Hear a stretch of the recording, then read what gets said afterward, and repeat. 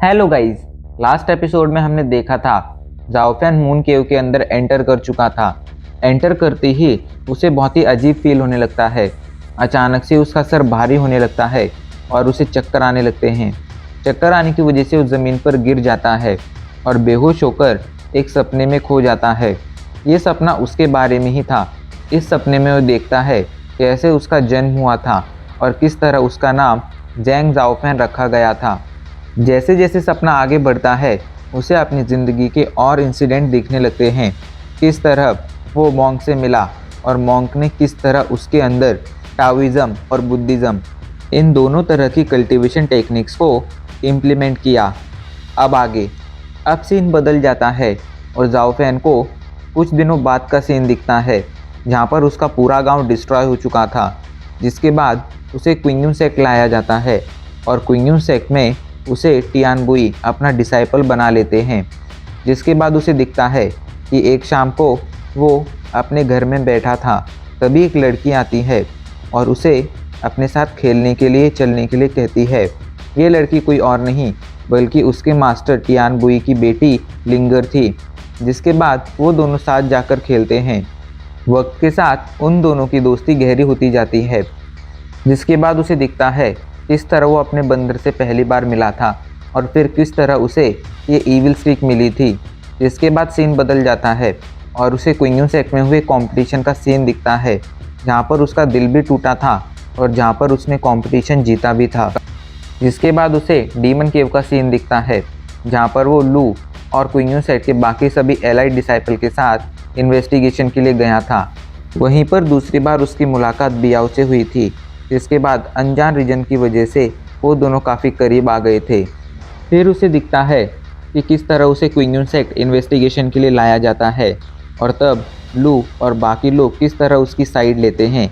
जिसके बाद उसे फिर अपनी गांव में हुए इंसिडेंट की सच्चाई का पता चलता है। इस वजह से वो अपना कंट्रोल खो देता है और फिर क्विंगुन सेक्ट से ही फाइट करने लगता है। उस फाइट में वो मारा ही जाने वाला था, लेकिन फिर बियाओ आकर उसे बचा लेती है। पर उसे बचाने के चक्कर में वो खुद मारी जाती है।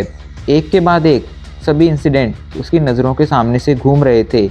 उसे दिखता है कि किस तरह बियाओ के मरने के बाद वो घोस्ट किंग सेक्ट को पावरफुल बनाता है। किस तरह वो पहली बार फॉक्स डीमन से मिलता है। किस तरह एविल स्टिक उसे एक इंसान से एक राक्षस में बदल देती है। किस तरह एविल स्टिक उसकी बॉडी को कंट्रोल करने लगती है। एक के बाद एक ये सब इंसिडेंट देखकर वो काफ़ी ज़्यादा इमोशनल हो गया था। तभी अचानक से उसका सर भारी होने लगता है और वो जल्दी से अपनी आंखें खोल लेता है। आंखें खोलने के बाद उसे पता चलता है कि वो अभी के लिए एक इल्यूजन में फंसा हुआ है जहाँ पर उसे अपना पास्ट दिख रहा है। तभी अचानक से उसके कंधे पर एक हाथ आता है। जाओफैन उस हाथ को फील कर कर जल्दी से पीछे मुड़ता है तो उसकी आंखें खुली की खुली रह जाती हैं। उसके पीछे वही ओल्ड मॉन्क खड़ा था जिसने उसे बुद्धिज़्म और टाओइज़्म ये दोनों कल्टीवेशन टेक्निक दी थी। उस ओल्ड मॉन्क को देखकर जाओफैन की आंखों से पानी आने लगता है। वो जल्दी से झुककर उसे ग्रीट करता है और इमोशनल होकर कहता है, टीचर, आखिर इन सब चीज़ों के लिए आपने मुझे ही क्यों चुना था? क्यों आपने मेरी ज़िंदगी बर्बाद की? लेकिन वो ओल्ड मॉन्क कुछ नहीं कहता है। काफ़ी देर तक जाओफैन उसे सवाल पूछता रहता है, लेकिन जब वो ओल्ड मॉन्क कुछ भी नहीं कहता है तो जाओफैन का पारा हाई हो जाता है। अचानक से ईविल इंटेंशंस उस पर हावी होने लगते हैं। उसकी ईविल स्टिक अचानक से उसके हाथ में आ जाती है। उसके पूरे शरीर में ईविल एनर्जी दौड़ने लगती है। जाओफैन गुस्से में उस ईविल एनर्जी से एक बड़ी सी एनर्जी बॉल बनाता है और उससे उस ओल्ड मॉन्क पर हमला कर देता है। जाओफैन का हमला सीधा जाकर उस ओल्ड मॉन्क को लगता है और उसकी छाती में एक बड़ा सा छेद हो जाता है। छेद होने की वजह से उस ओल्ड मॉन्क को बहुत ज़्यादा दर्द होने लगता है और दर्द के कारण ज़मीन पर गिर जाता है। जब जाओफैन को समझ आता है उसने क्या किया है तो वो जल्दी से भागकर ओल्ड मॉन्क के पास जाता है और ओल्ड मॉन्क को संभालते हुए कहता है, टीचर मुझे माफ़ कर दीजिए, मुझे ऐसा नहीं करना चाहिए था। टीचर प्लीज़ मुझे बताइए, आखिर आपने इन सभी चीज़ों के लिए मुझे ही क्यों चुना था? क्यों मुझे इतना बुरा बना दिया? मैं पहले कितना अच्छा था, पर अब मैं क्या बन चुका हूँ ये मुझे कभी कभी खुद ही समझ नहीं आता है। उसकी बातें सुनकर ओल्ड मॉन्क उसे जवाब देने की कोशिश करता है, लेकिन अभी के लिए उसे हद से ज़्यादा दर्द हो रहा था। वो अपनी पूरी पावर लगाकर कुछ बोलना चाहता था, लेकिन अपनी पूरी पावर लगाने के बाद भी उसके मुंह से एक शब्द नहीं निकलता है। उल्टा धीरे धीरे उसकी सांसें आउट ऑफ कंट्रोल होती जाती हैं और अगले कुछ ही पलों में वो अपना दम वहीं पर तोड़ देता है। ओल्ड मॉन्ग अब मर चुका था। ओल्ड मॉन्ग को मरा हुआ देखकर ज़ाओफेन और ज़्यादा परेशान हो जाता है। वो ज़ोर ज़ोर से रोने लगता है। इधर हमें क्विंगुन सेक्ट का सीन दिखाया जाता है। क्विंगुन सेक्ट में टोंगटियान पीक पर अभी के लिए पूरी दुनिया के पूरे कॉन्टिनेंट के सभी कल्टीवेटर्स मौजूद थे जो डेमनिक आर्मी से फाइट करते जा रहे थे। इन सभी कल्टीवेटर्स में कुछ पावरफुल थे तो कुछ कमज़ोर थे, पर सभी अभी के लिए लड़े जा रहे थे। कोई भी पीछे हटने की कोशिश नहीं कर रहा था। क्विंगुन सेक्ट ने डिफेंस के लिए अभी के लिए एक बड़ी सी लाइट बैरियर बना ली थी, जिसे सभी डिसाइपल्स और सभी कल्टीवेटर सपोर्ट कर रहे थे। उनकी एनर्जी की वजह से लाइट बैरियर बनी थी और जब तक इसके अंदर एनर्जी जाती जाती तब तक ये लाइट बैरियर इसी तरह उन सभी की रक्षा करती रहती। कुछ डिसाइपल्स इस लाइट बैरियर को संभाल रहे थे तो कुछ डिसाइपल्स डेमनिक आर्मी में घुसकर एक के बाद एक डीमंस को मारते जा रहे थे। इन इविल बीस्ट को, इन डेमनिक बीस्ट को मारते हुए सभी डिसाइपल्स की हालत बद से बदतर होती जा रही थी, क्योंकि वो जितने ज़्यादा डेमनिक बीस्ट मारते जाते थे उतने ही डेमनिक बीस्ट दोबारा से बढ़ते जाते थे। ऐसे में वो कितनी भी मेहनत क्यों ना कर लें, पर उन्हें कोई फ़ायदा ही नहीं हो रहा था। वक्त बीतता जाता है। एक दिन और एक रात बीत जाते हैं। पूरे एक दिन और एक रात से ये लोग फाइट कर रहे थे, लेकिन इतनी ज़्यादा फाइट करने के बावजूद और इतनी ज़्यादा डेमनिक बीस्ट मारने के बावजूद अभी तक इन डेमनिक बीस्ट की संख्या बिल्कुल भी कम नहीं हुई थी। इधर टोंगटियान पीक पर मौजूद क्रिस्टल हॉल के सामने अभी के लिए ग्रैंड मास्टर, वुहोंग मास्टर और फेंगजियान वैली के मास्टर खड़े हुए थे। उनके पीछे क्विंगुन सेक्ट के सभी पीक हेड्स और उनके पीछे क्विंगुन सेक्ट, फेंगजियान वैली और टियानिन टेम्पल के सभी एल्डर्स मौजूद थे। वो सभी अभी के लिए नीचे मौजूद फाइट को कंट्रोल कर रहे थे। सभी को देखकर ऐसा लग रहा था कि ये लोग बस यहाँ पर खड़े हुए हैं, पर ऐसा नहीं था। ये लोग यहाँ पर खड़े होकर नीचे मौजूद डिसाइपल्स को कंट्रोल कर रहे थे। उन्हें एक के बाद एक इंस्ट्रक्शंस दिए जा रहे थे ताकि वो डेमनिक आर्मी का सामना कर सकें, पर सिचुएशन इनके हाथों से लगातार निकलती जा रही थी। सिचुएशन को बद से बदतर होता देख जल्दी से फेंगजियान वैली के मास्टर कहते हैं, ग्रैंड मास्टर अब हमें क्या करना चाहिए। ये सुनकर ग्रैंड मास्टर थोड़े परेशान हो जाते हैं। वो एक पल के लिए नीचे के नज़ारे को देखते हैं जहाँ पर अनगिनत कल्टीवेटर्स हर एक सेकंड मारे जा रहे थे। इसके बाद वो खुद फाइट के लिए आगे बढ़ने लगते हैं, लेकिन तभी वहाँ पर शाओविचाई आ जाता है और कहता है, टीचर अभी के लिए आप यहाँ पर रुकिए, आपकी यहाँ पर ज़्यादा ज़रूरत है। मैं नीचे जाकर नीचे की सिचुएशन को संभालता हूँ। उसकी बात सुनकर ग्रैंड मास्टर अपनी जगह पर रुक जाते हैं और उसे इशारा करते हैं। ग्रैंड मास्टर का इशारा मिलते ही शाओविचाई बाकी सभी एलाइड डिसाइपल के साथ तेज़ी से नीचे की तरफ बढ़ने लगता है। वो अपना हाथ लहराता है और उसके हाथ लहराते ही सभी एलाइड डिसाइपल्स अलग अलग टीम में बढ़ जाते हैं। कुछ अभी के लिए शाओविचाई के साथ आगे बढ़ते जा रहे थे तो बाकी सभी अलग अलग डायरेक्शन में चले गए थे ताकि वो उस जगह पर उस डायरेक्शन में मौजूद डिसाइपल्स की मदद कर सकें। सभी लोग एक के बाद एक तेज़ी से आगे बढ़ते जाते हैं और कुछ ही पलों में वो लोग डेमनिक आर्मी के ऊपर पहुंच जाते हैं। अभी के लिए डेमनिक आर्मी में मौजूद डेमनिक बीस्ट तेज़ी से ज़मीन आसमान हर जगह से हमला कर रहे थे। जो डिसाइपल्स उड़ सकते थे वो आसमान में मौजूद डेमनिक आर्मी के डेमनिक बीस्टों को मारने लगते हैं और जो नहीं उड़ सकते थे वो नीचे मौजूद आर्मी में घुसकर एक के बाद एक उन सभी डेमनिक बीस्ट को मारते जा रहे थे।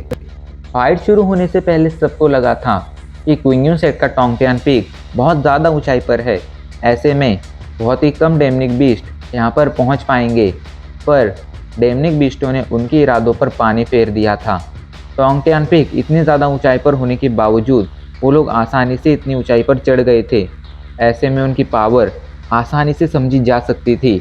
और सबसे ख़तरनाक बात ये थी कि अभी तक जो ये लोग इनसे फाइट कर रहे थे वो तो डेमनिक आर्मी के नॉर्मल डेमनिक बीस्ट थे। अभी तो डेमनिक किंग और इविल बीस्ट गॉड कहाँ था इसका तो किसी को अता पता तक नहीं था। उन्होंने तो अभी तक फाइट में भाग ही नहीं लिया था। तभी डेमनिक बीस्टों की एक बड़ी सी लहर तेजी से लाइट बैरियर के पास पहुंच जाती है और उससे टकरा जाती है। जैसे ही उससे टकराते हैं, लाइट बैरियर जोर जोर से कांपने लगता है। लेकिन तभी वहां मौजूद कुछ डिसाइपल्स इन डेमनिक बीस्ट पर हमला कर कर इन्हें परलोक पहुंचा देते हैं। पर ये तो बीस्ट वेव की शुरुआत थी। एक के बाद एक बहुत सारे बीस्ट अब एक एक कर एक साथ आकर लाइट बैरियर पर हमला करने लगते हैं, जिस वजह से लाइट बैरियर धीरे धीरे कमज़ोर होने लगता है। तभी लाइट बैरियर पर एक क्रैक आ जाता है। अभी के लिए ये क्रैक मिडल रीजन वाले लाइट बैरियर पर आया था। लाइट बैरियर पर क्रैक को देखकर सभी लोग बहुत ज़्यादा परेशान हो जाते हैं। कुछ डेमनिक भी तेजी से उस क्रैक से अंदर जाने लगते हैं और एक एक कर वहाँ मौजूद डिसाइपल्स को मारने लगते हैं। पर तभी अचानक से आसमान से तलवार की बारिश होने लगती है, जो एक एक कर उन सभी डेमनिक बीस्ट को मार देती है।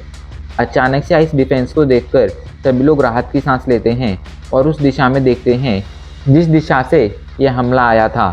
सभी को उस दिशा में लू दिखाई पड़ती है, जिसने अभी के लिए स्वॉर्ड फॉर्मेशन से इन सभी डेमनिक बीस्ट पर हमला कर दिया था।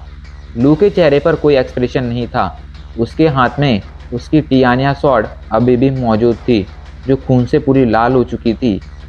लू की सिर्फ स्वॉर्ड ही खून से लाल नहीं हुई थी, उसका पूरी बॉडी भी खून से लाल हो चुकी थी। उसके कपड़े पूरी तरह से खून में भीगे हुए थे। वो लू जो हमेशा शांत रहती थी, अभी के लिए पता नहीं क्यों बहुत ज़्यादा गुस्से में लग रही थी। उसके चेहरे पर तो गुस्सा नहीं दिखाई पड़ रहा था, पर उसके हमले ही लोगों को बताने के लिए काफ़ी थे कि वो अभी के लिए इन डेमनिक बीस्टों में से किसी को भी जिंदा नहीं छोड़ना चाहती है। स्वॉर्ड फॉर्मेशन का यूज़ करने के बाद लू नहीं रुकती है। वो तेज़ी से इन डेमनिक बीस्ट की आर्मी के अंदर घुस जाती है और एक के बाद एक डेमनिक बीस्ट को काटने लगती है। उसकी स्वॉर्ड जिस डायरेक्शन में घूमती थी, उस डायरेक्शन में मौजूद सैकड़ों मैजिकल बीस्ट डेमनिक बीस्ट एक ही हमले में मारे जाते थे। इससे उसकी पावर आसानी से समझी जा सकती थी। लू की पावर ने अभी के लिए सबको चौंका दिया था। पूरे क्विंगन सेक्ट में या कहो पूरे कॉन्टिनेंट में ऐसे अभी के लिए ना के बराबर लोग थे जो उसकी इस पावर का सामना कर सकते थे। सच में लू के बारे में जो भी कहा जाता था वो बिल्कुल सही था। इधर जैसे ही लू वहाँ पर आती है तो वहाँ मौजूद डिसाइपल्स को टाइम मिल जाता है और वो जल्दी से डैमेज हुए लाइट बैरियर को रिपेयर कर लेते हैं, जिस वजह से अभी के लिए वहाँ की सिचुएशन थोड़ी कंट्रोल में आ गई थी। एलाइड डिसाइपल्स के आने की वजह से आसपास मौजूद सभी डेमनिक बीस्ट अब पीछे हटने लगे थे। उनकी पावर अब उन लोगों पर हावी नहीं हो रही थी। लेकिन तभी अचानक से सभी लोग नोटिस करते हैं वो डेमनिक बीस्ट जो पिछले एक दिन से लगातार लाइट बैरियर पर हमला कर रहे थे, वो अचानक से ही पीछे चले गए थे। वो पता नहीं पीछे क्यों जा रहे थे, पर वो अभी के लिए बिल्कुल भी डरे हुए नहीं लग रहे थे, क्योंकि अगर वो डरे हुए होते तो वो ज़रूर वहाँ से भाग जाते, पर ऐसा नहीं था। वो बस पीछे हटकर किसी के लिए रास्ता बना रहे थे। डेमनिक बीस्टों को रुकता देख जो डिसाइपल्स पिछले एक दिन से लड़ाई कर रहे थे और काफ़ी ज़्यादा थक गए थे, वो लोग जल्दी से आराम करने लगते हैं। उन्हें सच में आराम की काफ़ी ज़्यादा ज़रूरत थी और उन्हें अभी के लिए पता नहीं था कि उन्हें दोबारा से आराम करने को कब मिलेगा। इसलिए मौका मिलते ही वो सब लोग कल्टीवेशन के लिए बैठ गए थे, पर शायद उनकी ये कल्टीवेशन ज़्यादा देर तक नहीं टिकने वाली थी। कुछ ही पलों बाद अचानक से डेमनिक बीस्टों की आर्मी से एक ज़ोरदार दहाड़ चारों तरफ गूंज उठती है। ये दहाड़ बहुत ज़्यादा पावरफुल थी, इतनी पावरफुल कि इस दहाड़ की वजह से आसपास के माउंटेन्स तक हिलने लगे थे। सभी लोग उस दहाड़ की दिशा में देखने लगते हैं और सभी के चेहरे पर पसीने की बूंदें आ जाती हैं। और अब इसी के साथ हमारे एपिसोड यहीं पर ख़त्म हो जाता है।